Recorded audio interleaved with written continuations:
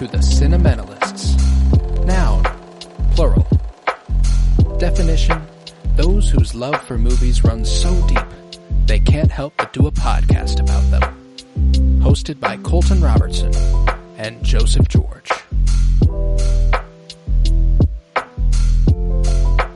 Hello everybody and welcome in to the Cinementalists, where today we continue Season 3 of Cinema Surprise with Blade Runner 2049, released originally on October 6th, 2017, written for the screen by Hampton Fancher and Michael Green, adapted from the novel by Philip K. Dick, and directed by Denis Villeneuve. I am Colton Robertson. I'm joined by Joseph George. What's up, homie?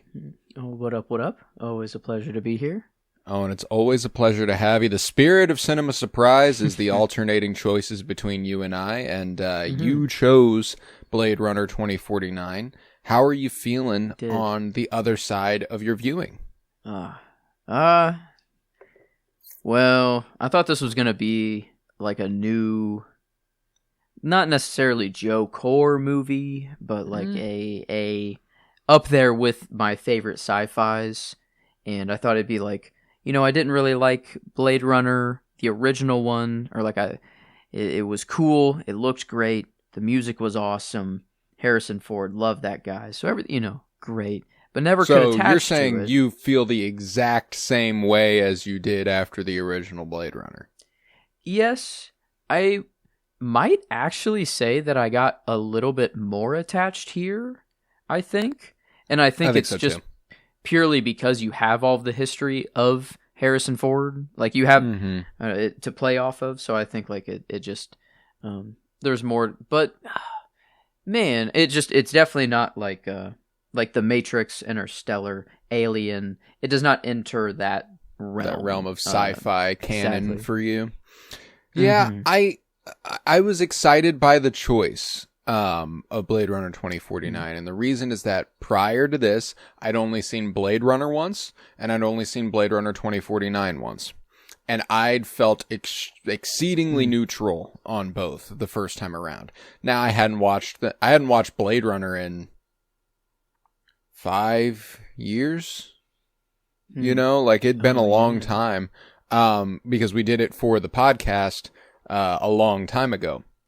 It was our 1982 film in the 52-year journey. And that was the only time I'd watched it. I watched Blade Runner 2049 for the first time a couple years ago, and I didn't feel super... I mean, again, exceptionally well done. Great looking. It deserved that cinematography Oscar that it won. You know, it deserves that production design Oscar that it won. It probably deserved a hell of a lot more than that on a technical side. It's an unbelievably well done movie. And the first time I watched it, I found myself losing interest, not able to not exactly incapable of keeping up with the story, but not wanting to, not caring enough to keep myself in it. And I thought that maybe, okay, you pick this, I'm going to go back and I'm going to rewatch Blade Runner, see if that's aged better for me. And then I'm going to rewatch Blade Runner 2049 with the new context. Feel the exact same. Yeah. Feel the exact same. I thought for sure I would feel better about them this time. And I'm more disappointed in my feelings than I am the movie. Because again, I don't think the movie is doing anything wrong, per se. I think it's an exceptionally good movie. I just don't care. And it's weird. The distance, I don't like having that distance between a movie and myself. I know I'm not alone in this. I want to like the movies I watch. I want to enjoy them. You know, I want to be in them and I want to feel them.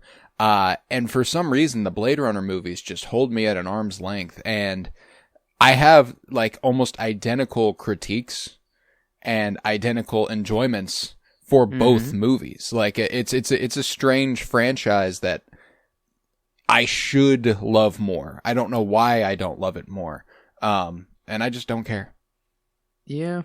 And I wonder, I kept going back to a different universe while watching repeatedly, and it was Alien, but not the movie Alien, but Alien Earth, the TV show. And there's a lot of Blade Runner and Alien Earth. Yeah.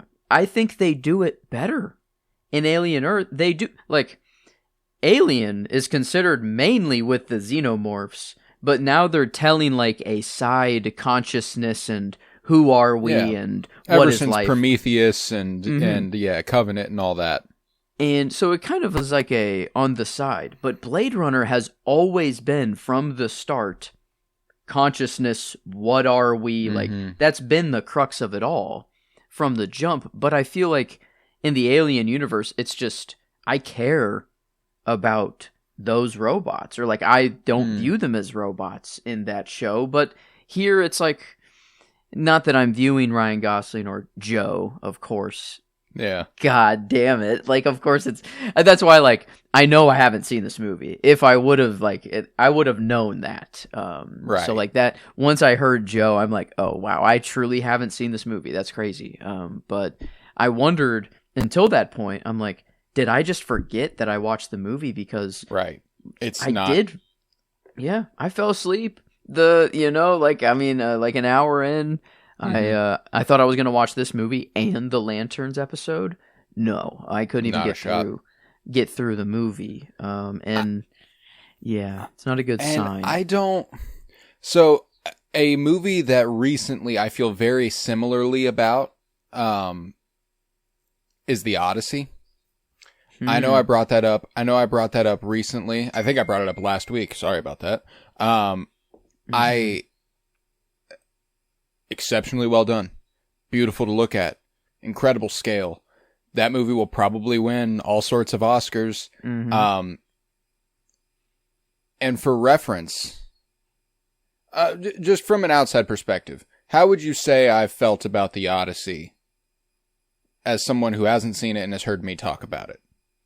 That kind of similar vein as to Blade Runner we have been saying. I like it more. I like The Odyssey more. Okay. And I haven't had like a ton of overwhelmingly expressly positive things to say about that movie. You know what I'm saying? Like it's a lot of the same stuff that this movie benefits from. It's good looking. The scale's massive. It's really awesome. Like on surface, there's so much cool shit going on, and I like what I'm seeing. But a similar critique. Last night when I'm watching this on my couch in the living room, I have to go pee. Pause. All right. Get up, go pee. A couple minutes later, I'm like, I want a snack. Pause. Go pee. I've only watched another 10 minutes. Okay. Go sit down, watch a little bit more. My phone's on the charger. I got to go grab it. Pause. I've only watched another 7 minutes. How on earth have I only gotten through 27 minutes of this movie sitting on the fucking couch right now? I don't. Yeah. It's long, and it's long, and it's long in runtime, and it feels long, and that is not a great combination of characteristics. One of my go-to examples of a movie that's long as fuck that does not feel long as fuck is another Nolan. It's Oppenheimer. That movie should feel long. You would, if of any of the movies that we're describing here, the sci-fi thriller where we're contemplating consciousness, the mythic epic of the Odyssey where he's going on journey after trial and tribulation. No, the one where it's a bunch of guys talking about building a fucking bomb, that's the movie that is the most snappy and quick with it. I know that like part of the point of Blade Runner and Blade Runner 2049 is to let it breathe. Like, there's no doubt. It wants you to soak up the world. It wants you to slow down. It wants you to breathe with it. And I respect that. I think that the first movie pulls it off a little bit more effectively, in my opinion. It helps that it's a full hour shorter. Yeah. There's a lot going on in this movie that I just don't care enough about for it to be 165 minutes. And it's a long movie. The twists, like, I think if we were dealing with many other characters, I don't know, it's like one example we're following the main, like, the twists were not really twists, but then, like, it kind of, like, I guess I saw him being the kid from the jump, so that whenever it actually was the daughter, that was a twist. But then, like, now I'm still, like, after the movie, like still trying to like fully understand his role, he was still a vital piece to the puzzle, but he wasn't an actual child ever. Those were implanted by the daughter. Mm-hmm. Like, but yeah. So the daughter already a memory maker from the jump. Like, is that like what she's been doing? So like she made this memory whenever they made Joe, or they, you know, like, is that the idea? Is that like she put that memory in his head, so that's why she's crying whenever they meet, and he is so like, but she has to lie to him. Like, I guess the end of this line of questions is, does the daughter know of her importance at all? Or is Deckard about to walk in and shatter her worldview and be like, no, you're not actually in here because of, you know, a disease? I don't strictly know that side of it. What I do think is cool is like you asked, is Joe or is Kay still a vital piece of the puzzle? Mm-hmm. No. I think that's what makes him a somewhat interesting character, is that he just happens to be the one investigating it. He had unfortunately been implanted with these memories that indicated to him he was of some grand importance. And that, you know, there's even the question, too specific. I feel like the engraved horse with the date, right, and the boy and girl who were born, but the girl was dead and the boy disappeared. That became Kay, right, or maybe Kay. So yeah, it's like, I think that there's another really important moment where Wallace asks Deckard, whenever he's basically like, did you ever have free will?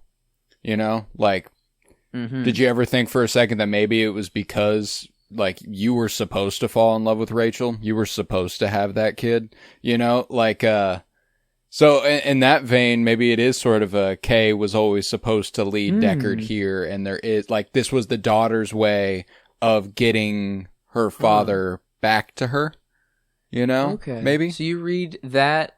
I can't believe it was Jared Leto, too. I had no idea he was in the movie at all. Yeah, and then he pops up as, like, CEO Satan, I guess, you know, for, like, just playing God. I at least prefer, like him or, like, the Alien Earth opposite of, like, the kid. I actually kind of prefer Leto, which like surprised me. After I watched it for a while, I'm kind of like, you know what? Out of all the Jared Leto performances, this one I don't mind. Like, I'm like, I think it comes the most naturally to him. He does have millions of kids. When he said, he's like, I have millions. I'm like, you probably do. He like fully believes himself to be this guy, unfortunately, which I do think makes it a really easy performance for Leto. You know, the evil, maniacal fuck. It feels right for Jared Leto. Yeah, and kind of I felt like a nice stepstone to Dune 2. Like, I feel like there was some Dune practice with a lot of orange light, and then like his character type is like kind of Stellan.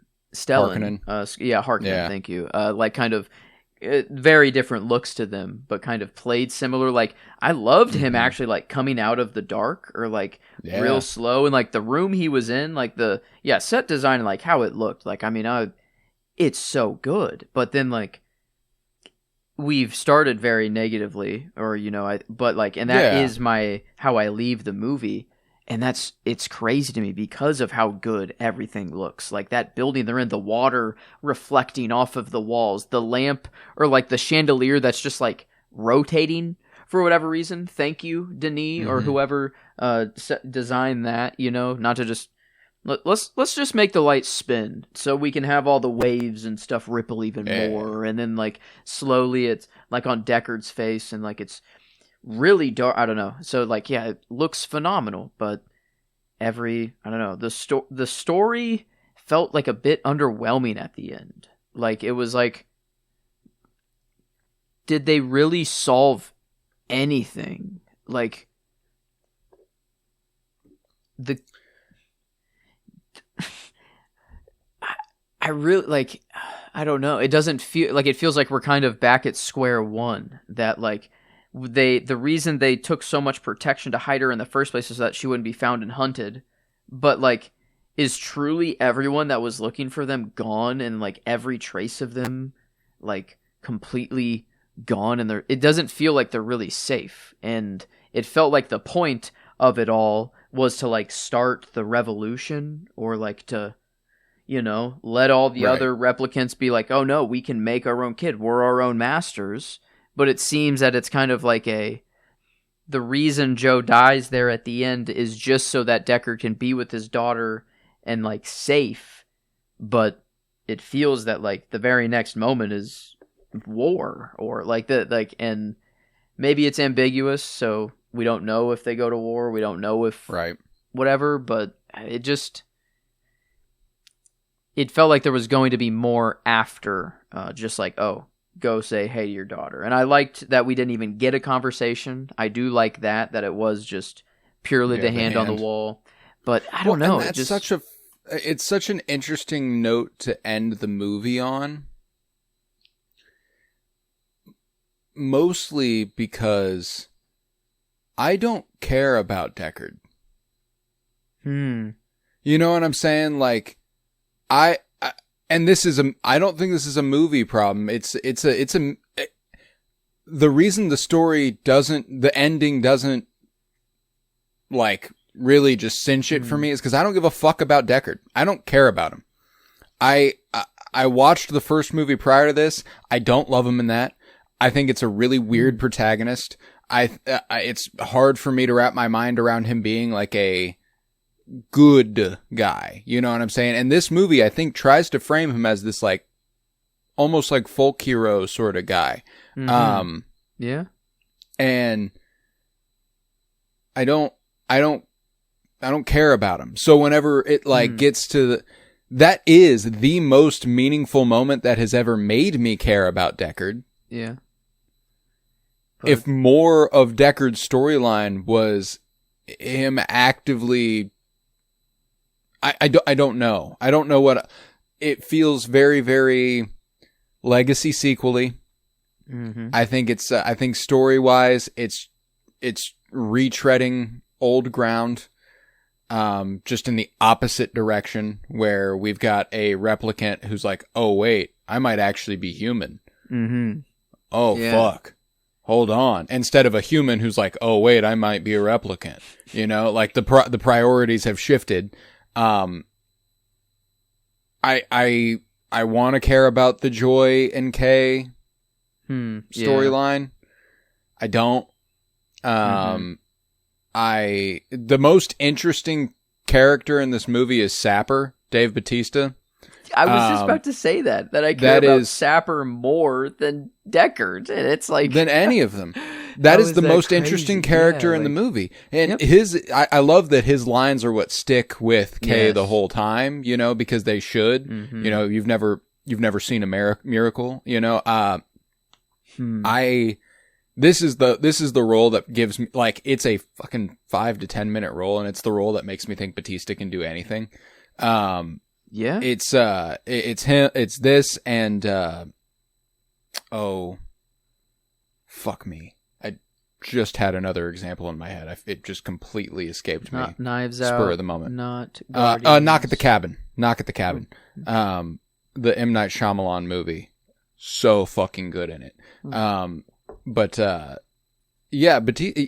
he's so good as Sapper, and he's immediately like, I want this guy to be a big part of the movie, and then he's obviously killed, which serves one of the best purposes in the movie. You know, I'm like, I don't think they should have just not killed him and kept him around. No, like his death is the catalyst that leads Kay down the road that makes him think, oh wait, this might be who I am. So I just wish I cared about Deckard more. I wish I cared about, frankly, I wish I cared about Kay more. I don't care about him. I want to, but the end of this movie, I want to hit me like a ton of bricks. I want to be moved by Gosling's sacrifice. You know, him being like, you know what? I'm not the main character. I'm going to hand myself over to the narrative, basically. You know, like I'm going to, and that there's an interesting meta layer there, I think, where he's realizing that he isn't the most important character in the story, so he's going to give the most important character in the story the happy ending. That's cool. But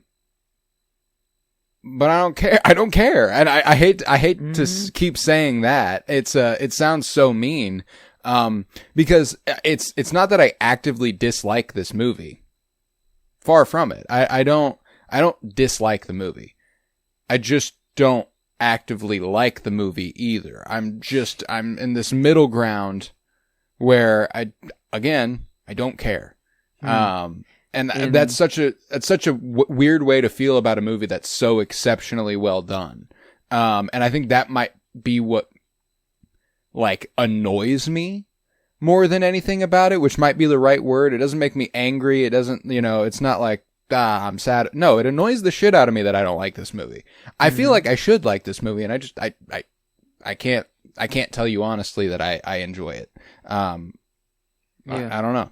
I wanted to be a bigger, I wanted this to be another nail in the coffin for like Denis joining the kind of upper echelon of directors. Yeah, this is my least favorite Denis movie I've watched. Yeah, which is like, wow, that's so like Prisoners, I think was wait, what? The movie that I didn't think I'd like of his like the most ended up being like, holy crap, like this dude is incredible. And I wanted this to kind of be, it felt more up my alley, and like I'll like him even more.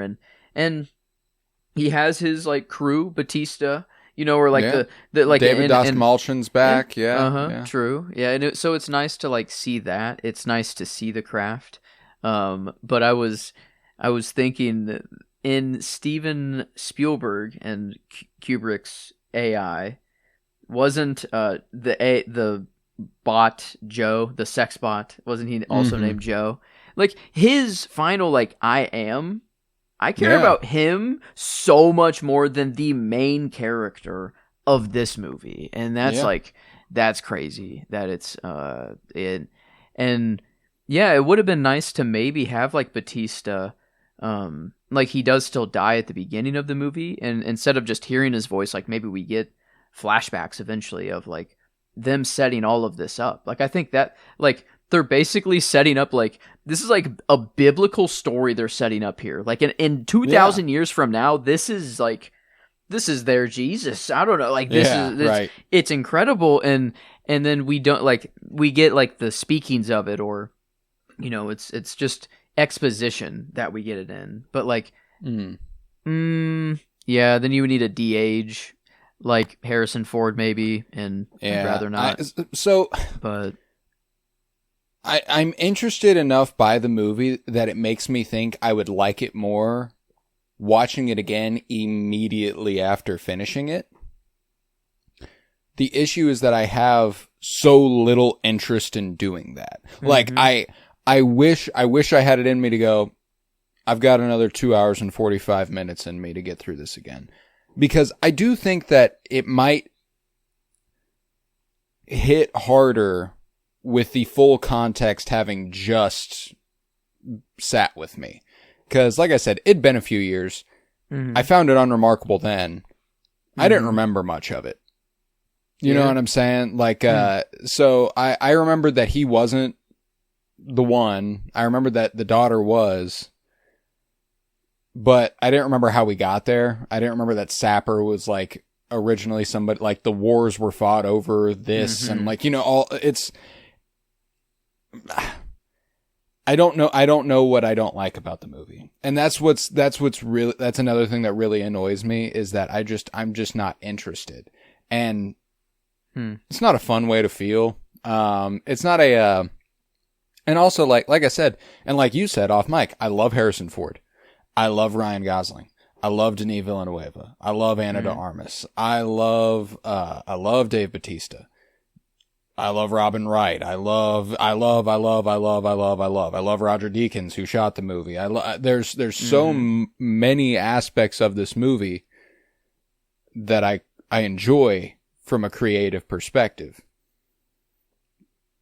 And it just doesn't hit the way I want it to. And that's that sucks. Mm-hmm. We are almost entirely alone on this. I know. I've never talked to anybody who feels this way. Like, they love them. And I wonder if it's like the world building of Blade Runner is super cool. So like, cool. I love to kind of put my head like in this world because like it's more of like a sad thing for me. It like this is the most realistic dystopian view of the future to like if we are on this pace like to get here. And I think it's funny that we go to Vegas and the blackout I guess happened 2021 or 2020 something I feel like. So is this is Vegas around 2020 and it just looks a ghost town. Like it's kind of like it is an actual kind of ghost town now. And then like the big like just sexualized statues that are like way bigger like in the cities now, but like those actually just exist in Vegas right now. And like so like it was whenever we just arrived at Vegas and was that Caesar's Palace that he was in or what? I don't know what casino I don't know what casino claimed, he was in either, but yeah. But yeah, like it was just I don't know, it was more funny to think of like, wow, that is kind of Vegas right now. Maybe Harrison Ford is the only one there right now drinking the 1,000,000 bottles of whiskey. But so like the more I think of the movie, like outside of it, it's better to retrospectively think about it rather than just experience the movie itself, which is there's not many never a good movies. way to feel. It's they are very singular in that regard. Like again, like you said, I think it's a really, really cool world. And I think that they have a lot of setting up that one thing that I do appreciate is that they are truly singular. They're not like other science fiction films, like they exist in their own realm and that's cool, and so again, it's a lot of these really broad strokes, creative choices that I respect. And the first one is Ridley Scott, who also made Alien, and set up that world in its entirety, which is why I think you experience a lot of similarities in the robot side of things later on with Prometheus, which was, again, Ridley Scott, and Alien Earth, which is produced by Ridley Scott and largely influenced by him, and Blade Runner. So I think that this movie is doing. I don't even believe in that. I was gonna try to like make up a critique, and I don't believe it. I don't want to say it then. Because it's not Denis doing an imitation of Blade Runner. It is its own movie, especially watching them back to back. They play as different movies that have their own distinct vibes, and they have, but I mean, like with the language of the world, it still works. My biggest critique might be that it's not quite enough just a Denis movie.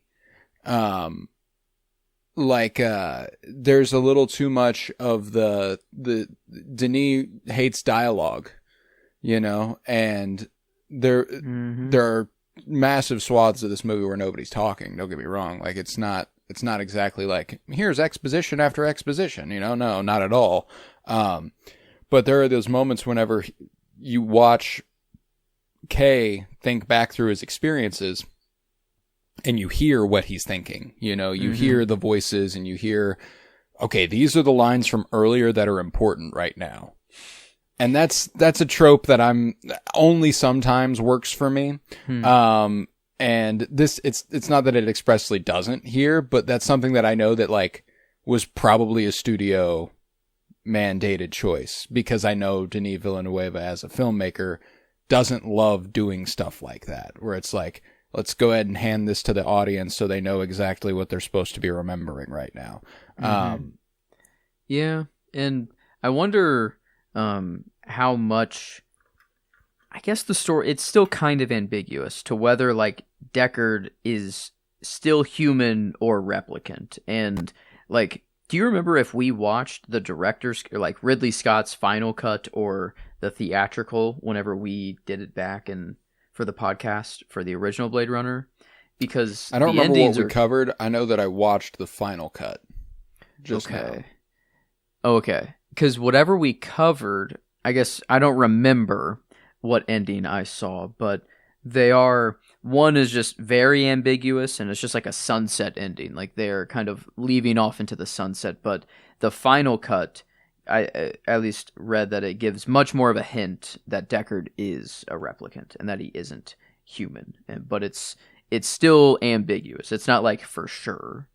Yeah. But with this story... we speculated a lot about it when we talked about it, whether or not Deckard was a replicant, because they do that one shot where his eye glimmers orange, and so maybe that was the final cut that we covered then. Yes. In this movie, like, it's still a miracle if it is a human and replicant baby, but I think the miracle that they're trying to push is that it's like a replicant baby. That we are the master. Like, there's a specific line, and it's something like, we are the masters of our own, or we are our own masters, that, like, we can birth our own. We don't even need humans anymore. Am I, like, reading that wrong? Or is it, like, because it feels like this movie is saying, like, no, he is a replicant, and that is the miracle in which happened, is that two replicants had a baby, and that is the daughter that we see. Yeah, I mean, that's they're both miracles mean roughly the same thing to me, which is why I think which again is why that distinction is worthy of exploring. You know, like it.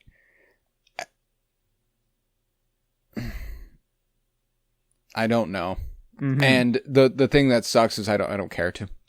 And I wonder if they were trying to leave it ambiguous like the first movie did, and Denis didn't want to really set anything in stone either, because if he does one way, he might piss off half the fan base, but then the other half loves it. And like, so maybe it was like a crowd thing, but it feels like this movie, the story they're telling you, it felt like that was a thing you needed to make concrete a little bit, or at least I thought was going to be made much more concrete.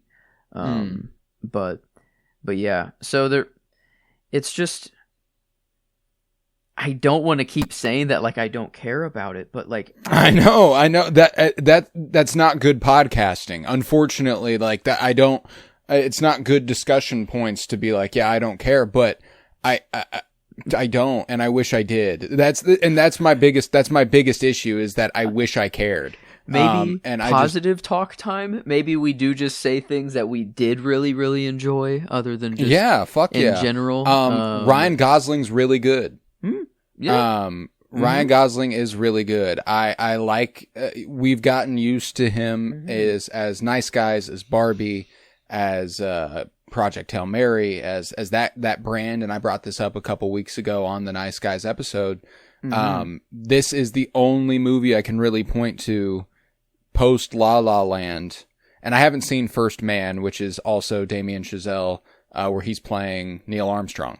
I haven't seen that one, so I can't. That one might be the sci-fi. That's going to be the sci-fi one that you like with Ryan Gosling a lot. But I haven't seen that. But since La La Land, this is the only movie that I feel like he's taken a swing in the not. And I don't want to call him an everyman. The thought occurred to me during this movie that he might be our Harrison Ford. Like, generationally. Oh, wow. Our Harrison Ford. Which is pretty fucking sick. Like, that's... he's got a lot of range and get seasoned and my god, dude! I'm like, wow. I'm like, the thought occurred to me during this, and I think it's something that like this movie can be credited with immensely. Is that casting is incredible in that regard. Wow. You are supposed to think of Kay as a young, Harrison Ford. You know what I'm saying? Like, that is clearly who he's modeled after. It's who he's supposed to be replicating. Wow. Which again feeds into the idea that he was modeled after the same DNA which created the daughter who is Harrison Ford's. So, I think that like when it comes to Gosling as an actor, this is one of his most Harrison Ford roles because of all the brooding he has to do and all of the, grumbly gruffness he has going on. And therefore, I really, really love it for that reason. I love Ryan Gosling, and I love Harrison Ford. Their performances are really good. I don't care about the characters as much, but their performances of those characters, if they weren't good, I wouldn't finish this movie. You know what I'm saying? I wouldn't care to finish the movie. Ana de Armas, really, really good. I like her as Joy a lot. I think that she is getting shoehorned into this category where people feel like she might be beloved because she's hot. And I mean, don't get me wrong. Yeah. Unbelievable looking woman. But she is ridiculously talented as a performer. One of her best moments was one of the moments that, again, I said I didn't really care about. And if it was not for performances, I wouldn't care about it at all. But the moment whenever the other replicant stomps on the device. That's right. What is the Love. Yes, Love, that's right. I He believe. named you. Yes, one of the angels. Jared's angels.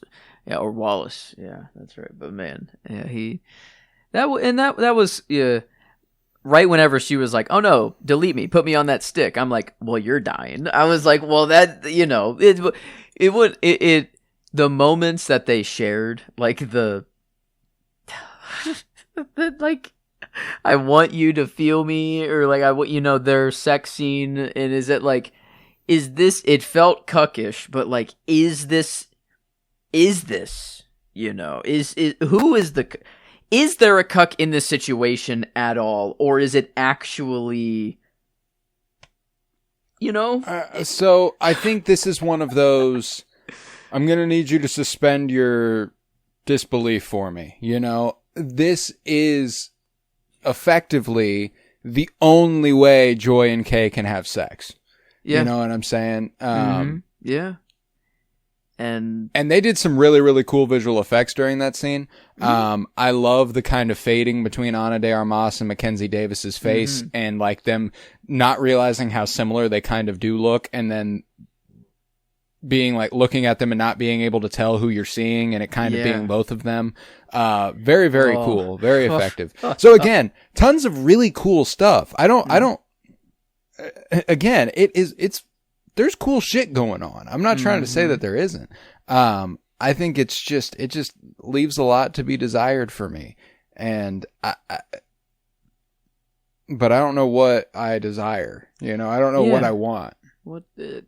And if it's what like I want to see more of the revolution side, then the movie doesn't end right there. It would end in a very different place. If I think maybe seeing the like setup, like the flashbacks of Batista whenever they did all of these things, or like if we saw that tree, alive at one point, or like before the black, the bombs went off everywhere, maybe, but. Because I don't really think sitting in the world is what made me feel like the ending payoff. It's like I was going to feel the payoff of the end no matter what, even if I was an hour into the movie, I feel like. And so right. It's long. Yeah, I had this thought right at the end of Blade Runner, and this might be blasphemy for the people who love these movies, but like I feel like both of these movies end right when it's about to get good. Yeah. The first movie ends with Deckard getting into an elevator with Rachel and running off. Like they're being chased. That's when the movie ends. I'm like, that's the juice. That's what I want to see. We started this movie an hour too early and ended it an hour too early. Yeah. Man. Yeah, the ending should have been the middle, like midway part of the movie, or like the start of the last act. Like, it's everything I'm wanting is coming after. And like, if the whole point is Kay to be like, okay, I did, I thought I was, but I wasn't. I will give it up. I will let the main character actually have the happy ending. But like the very, very advanced laboratory that is feet away from you, that can very likely save your life. I mean, like, that was also the other part of me of like, it's a ultra clean medical, or I guess, what is that place?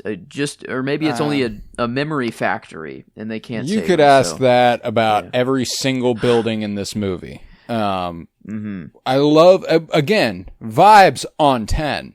But that moment when he walks into what seems like an evidence locker, and it's just like a slitted wall, and he walks up to it and he's like, hey, so I got some hair. And he like slides it through. Dope. That was sick. Like, I love the energy. Yeah. Where am I? What's going on here? Who is this? And I'm not like trying to get them to spell it out for me, but like, it is funny that because of the very brutalist architecture and the very, just strange science fiction energy they have, that sometimes I am playing catch up. And that's, again, it's on me. It's not, I don't think it's the movie's burden of responsibility to spell it out for me. I don't think they should. But, yeah, that happens a lot where I'm like, so this facility just holds this girl? It's only function? Yeah, because it's not even really a dream factory. She said that she just is allowed to work. They let me work in here. It's like, okay. But it's like, I really want what is coming after. Like, is this the fact that she can make memories so well made me think that like there's something that sets her apart. She's not just another replicant. That she's like, I don't know. She has another ability that they can't even see right now, or that they didn't even plan for. But then it's like, no, she's just a replicant baby, and that is it. I thought there was going to be something of, because it was snowing on her as Kay was laying out in the snow. Kay was dying in the snow. Dying. Yeah. And it almost seemed that like she was making that memory for Kay in the moment. Like, or experiencing it for herself, maybe? What's the snow there? How do you read that? So that part I did read as a continuing connection between them, like she's almost able to see with his eyes, and kind of vice versa. I think that there's a potential that whenever she's like, someone experienced this, earlier in the movie, and it's like actually her memory. I think her head is so full of memories, whether they're hers or not, that she doesn't know what her life is. Whoa. It was that her? The kid that got beat up that hid the horse, so that's her? That's not just a fake memory that she made to put in Kay's head? I think the implication was that like she experienced that. Because she does say, like, she's like, he shows her that memory and she goes, somebody experienced this. Like that was like, she very specifically says that this one did happen. Whether it happened to you, I don't know, but it did happen. Yeah, okay. Because I read it in the time of, like, in my viewing as, like, oh, she knows who she is, and she can't let Kay know that it was a fabricated memory. So she has to keep the human lie alive, But now it does seem a lot more like, oh no, that is my memory. I think it's mucky, and I don't think she knows what her memories are. Huh. Okay, because even if she knows it is hers, then it's not like, oh, why do you have my memory in her head? That's what she does all day, every day. Okay, so, So she I'm really like, it's either she doesn't know which memories are hers, or everybody's memories are hers. It's like one or the other. That's what I thought the you know reveal what I'm saying? was. The snow. Yeah. I thought it was getting to a point of like, whatever she makes happens. Like she is literally making the world like right now. And then it just, and maybe it's left for me to spin that theory. It could be that. It could be that it's just she's a replicant and a miracle just in her, in the being, in itself. It could be a lot of other things, but again, the crux or the good part of this movie comes right after. Right at the end. Yeah, I'm like, I texted you this immediately upon finishing it, which was that if the whole movie had the heart that the last 5 minutes does, I would probably love this movie. Whenever... And I do think that maybe there is something to be said for the fact that the movie is so grim, and the point is that they are finding their light again. Like they're finding a point to it all. Okay. Wow. I guess of Denis movies, Dune 1, I thought I was in this same exact vein of like, man, everyone's really loving this movie a whole lot. And like, yeah, the theater, it was cool, but like Dune 1, I don't know. I'm not really there quite yet. But then Dune 2 came out, and I'm like, wait a minute, I see Dune 1 entirely differently.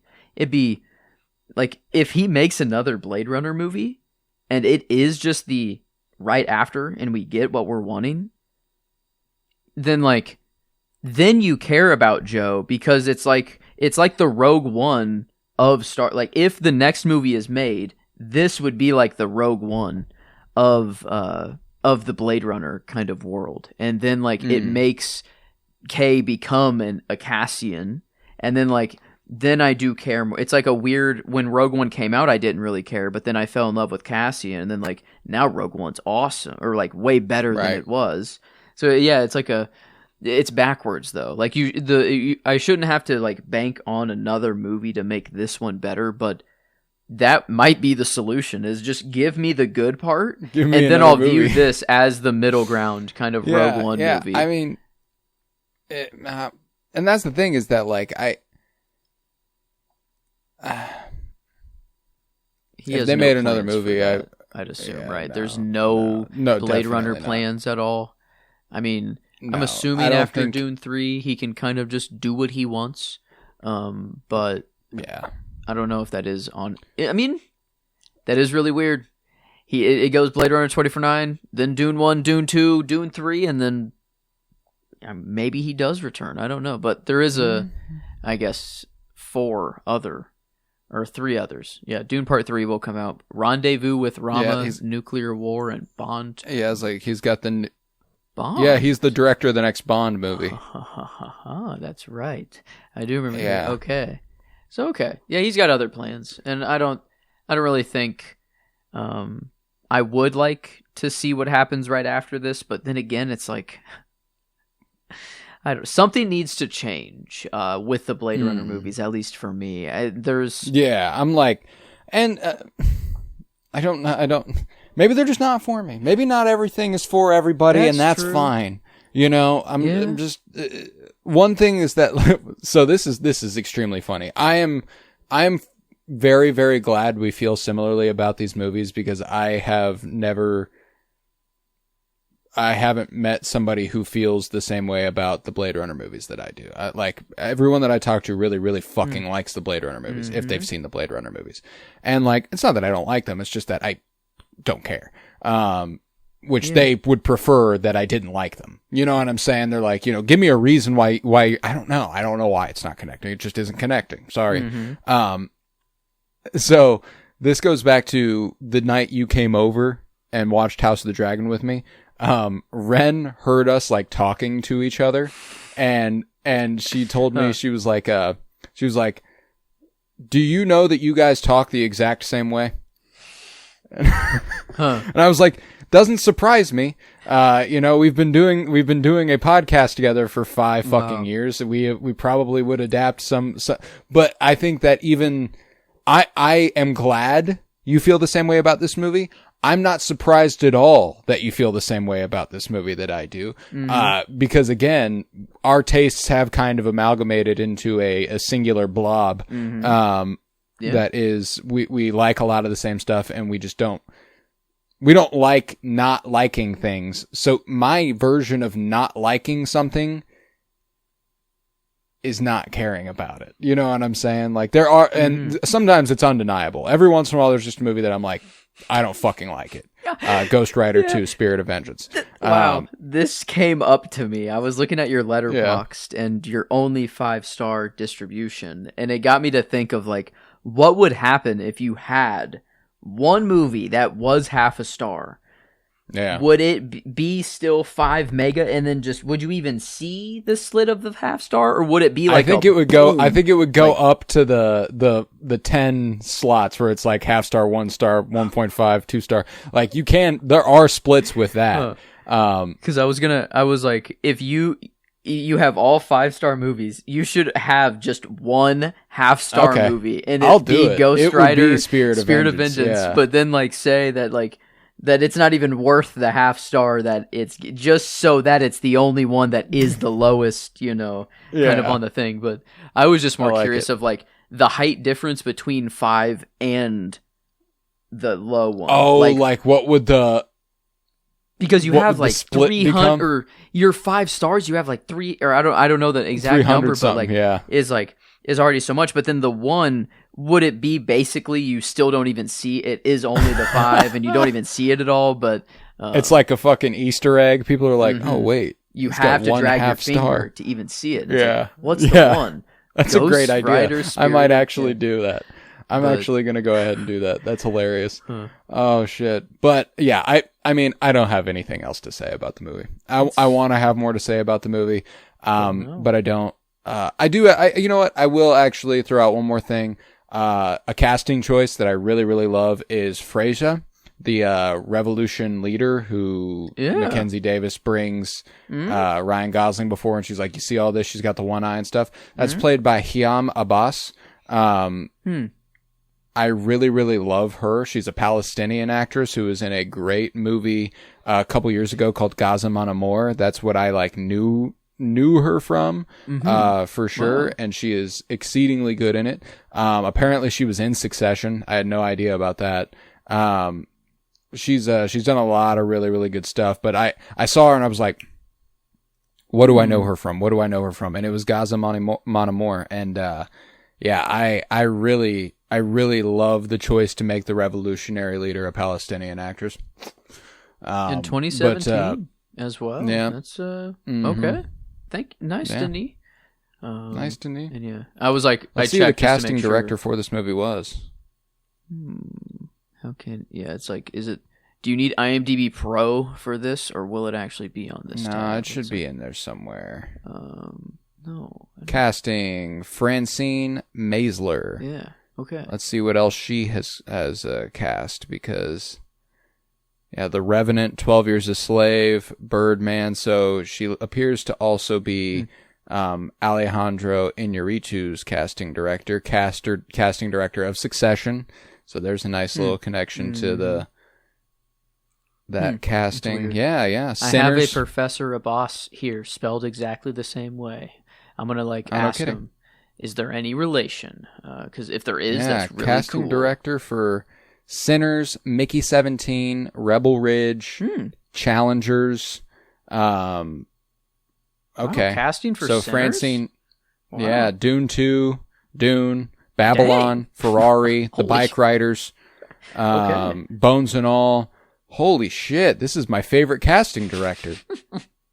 Well, I don't know many of them. Little Women? The movies you've listed, she has hit the cast on the spot. I mean, that's... Yeah, appears to be Greta Gerwig and Noah Baumbach, appears to be Adam McKay. Wow. Gets a little bit of the Denis Villeneuve stuff going. Killing of a Sacred Deer has worked with Yorgos Lanthimos. Baby Driver, got some Edgar Wright in there. Yeah, okay. This is Creed. So is Ryan Coogler's whenever he's not doing Marvel movies because all those are cast by the same lady. True. Yeah. Oh, it's not the Russo brothers that do all the Marvel movies. They don't cast. No, it's what's her name? Marvel casting director. It's the same chick, Sarah Haley Finn. Huh. Okay, I didn't know that. She is the principal casting director for the entire MCU and has done a ton of other movies. Like every time I see her name pop up, I'm like, of course. Like casting directors, they've got they stay busy. I'll tell you that they got a lot going on all the time.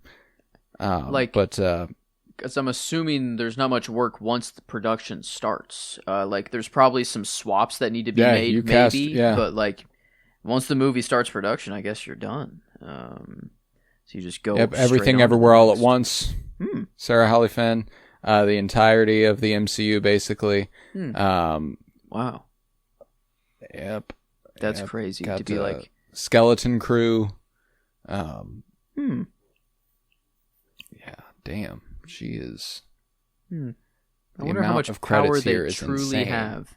Like, is whatever they say, it's like, this is Jude Law will be the lead, or like, is it like, I think it's a collaborative effort. I think it's the casting. There's some really interesting points to be made about, like, when I had the complaint. Sorry, I'm proving that I'm a human. My complaint about some stuff, and this is not a new complaint, a lot of people have this, is iPhone face. Period pieces casting people who look like they know what an iPhone is. I see. Okay. Yes. So like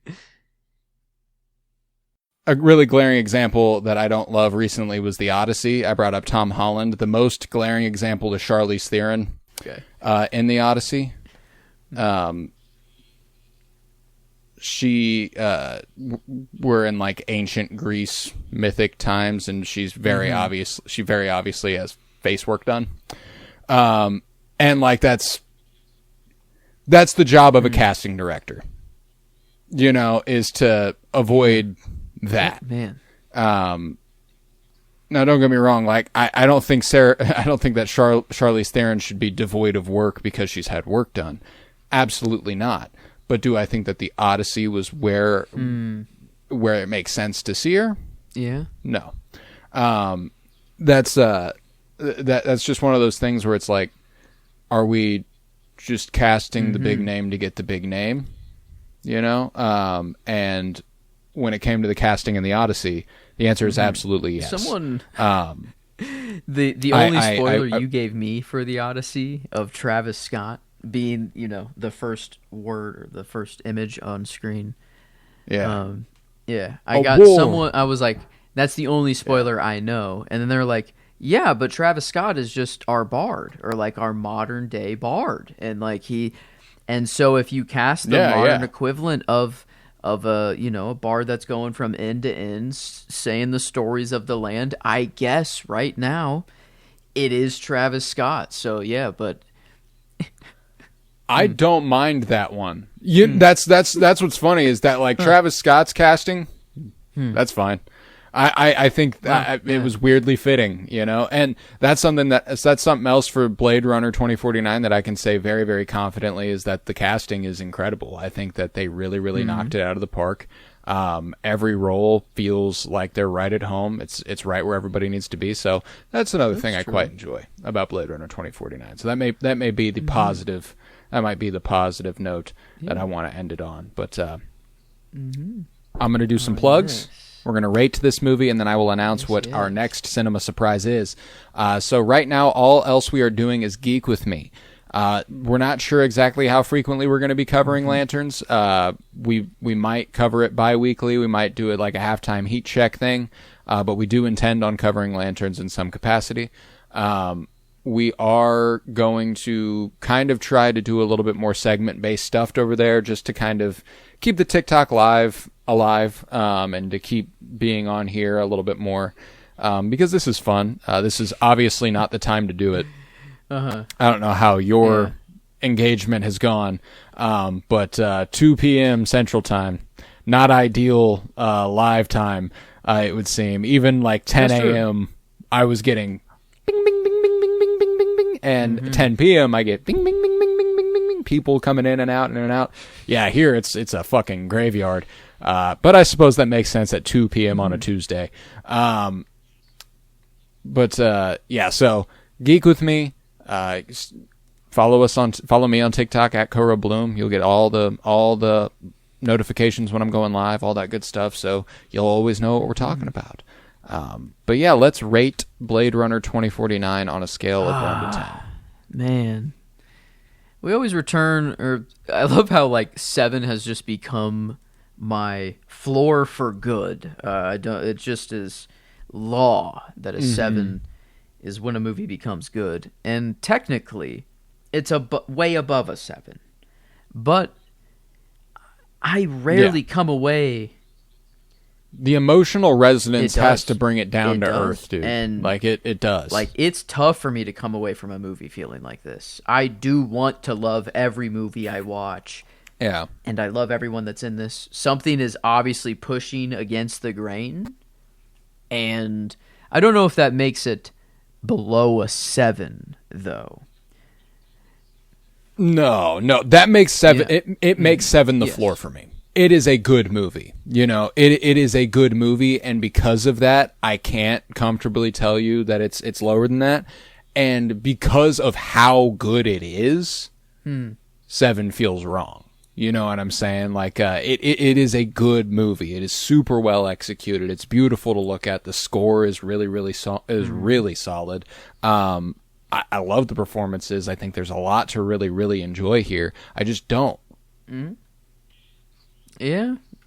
And so I'm like 7.5, probably. Yeah. It's better than just good, but not by much. And I think, it's not. It's just that whenever we're doing the amalgamated rating here, where it was like, if we did still have an enjoyment and critical rating, this would be the most interesting split like ever, maybe. Where I would probably go like 9.5 and 5. And I guess it's about a 7.5 or closer to 7. There you go. So like, I mean, that's basic. We arrived at the same number anyways, I guess. Or like maybe that system is a good system. Yeah. But no, I think we can leave it in the past where it was. It shows how good we've gotten at evaluating both, you see, in one number. Yeah, we just do the math in our head. I'm like 7.25, 7.5. That's I'm going to go 7.5. I'm going to give it the benefit of the doubt a little bit. We'll give it 3/4. But I thought this was going to be all right, a lot higher 75%. Yeah, the expectation management is a real rough side of this too. But 75% on the old sentimental-meter. It's not bad. It's not the worst. We've had worse.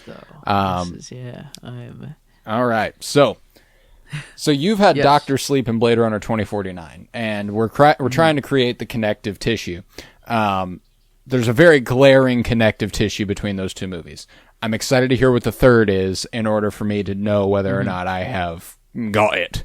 You know, I've texted you that I have a connective tissue that there's no shot in a million years you get. If you manage it, you are the smartest and most incredible detective alive.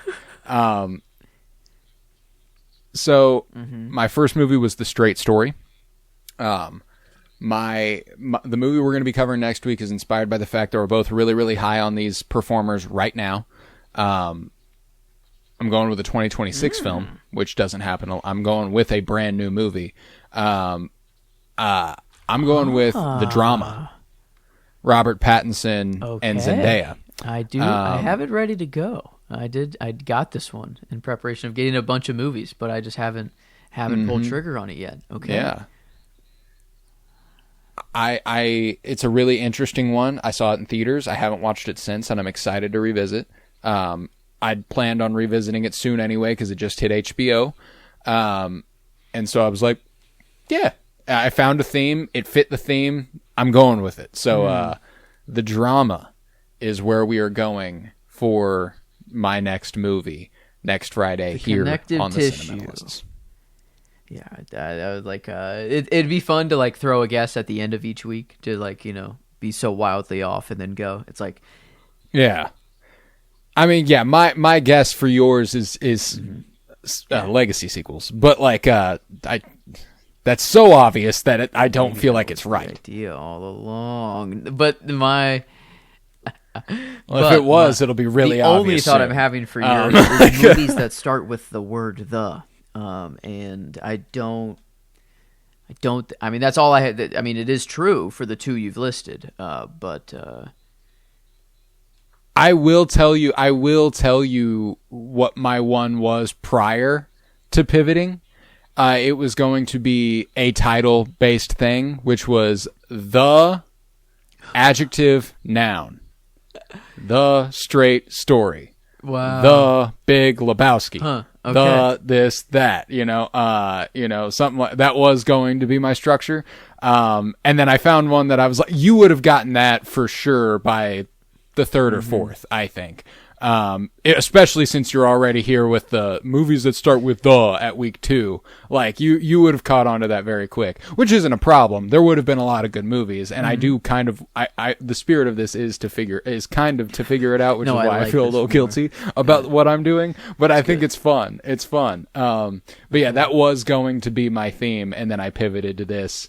As recently as like I think I officially texted you that like 4 days ago. Like I was like, yeah, never mind. Like I got it. I feel like scouring IMDb and trying to like figure it out is that counter to what we're doing, or is that you're more than welcome to do that with mine. Place? Yes. Okay. Nope. Okay. No. It might. Huh. It might. But not much. Okay, but yeah, I'd rather me just think naturally though, and just kind of and not to like I don't know, really try to figure it out. But that's the thing is like you could scour IMDb all you want, you could try to think about it all you want, you're not gonna figure it out either of those ways. Like it's a fucking codex, dude. It's Da Vinci Code shit. I've got it's Tenet and the other words that were going back and forth in that movie. Codex, yep, right? It's exactly longer than the one he made. Well, at least in the Da Vinci movie. I'm assuming that's not the only one he's credited to. But bragger. Sorry, it's a little long, but yeah, no. Da Vinci ain't got shit on mine. Kind of what I'm made for. Puzzles, it's my jam. But a impossible puzzle that does have a solution. That's my favorite thing. It does have a solution. It will get me going, and then. I stumbled into this and I was like, oh, I gotta figure this out. I gotta find something because and I feel like I'm building it up a little too much. Like I'll explain it and you'll kind of go like, oh, okay, like it's not like it's right in front of you. It won't be right in front of you. It's something that like it's not impossible to figure out. There is a solution. Like it. Yeah, you could. It's out there. Yeah, you could. I just don't think you will. And I'll be very impressed if you do. So yeah, the drama